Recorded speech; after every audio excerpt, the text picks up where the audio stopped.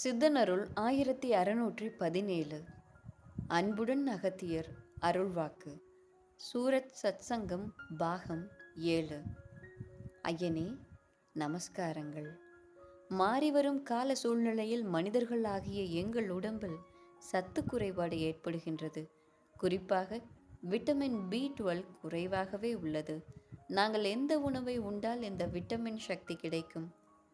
ஏனென்றால் ஆங்கில மருத்துவர்கள் விட்டமின் B12 சக்தி கிடைப்பதற்கு மீனிலிருந்து கிடைக்கும் மீன் எண்ணெய் மருந்தை பரிந்துரை செய்கின்றார்கள்.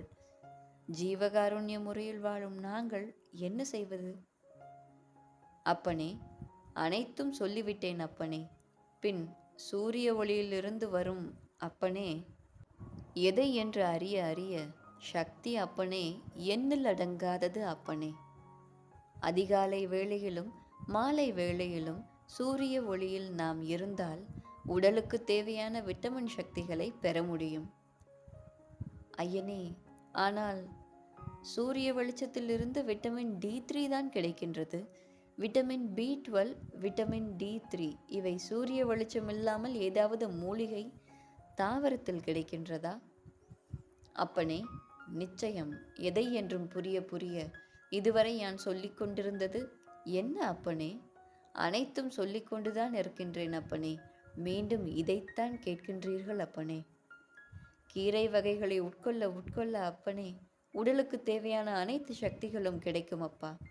என்னென்ன மூலிகைகள் உண்ண வேண்டும் என்பதை நான் ஏற்கனவே சொல்லிவிட்டேன் அப்பனே. ஐயனே, உடலில் எலும்புகள் பலம் பெறுவதற்கு, அதாவது கால்சியம் சத்து பெறுவதற்கு சிறிதளவு சுண்ணாம்பை எடுத்துக்கொள்ள பரிந்துரை செய்கின்றார்கள். அதன்படி செய்யலாமா? எதை என்று அறிய அறிய அப்பனே, அதனுடன் வெற்றிலை அப்பனே, எவை என்று கூட பாக்கு என்கின்றார்களே, இதை தன் நானுதினமும் உபயோகித்துக்கொள், போதுமானது என்பேன்.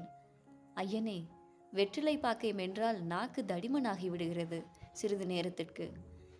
அப்பனே, எதை என்று அறிய அறிய எவை என்று புரிய புரிய அப்படித்தான் ஆகும்.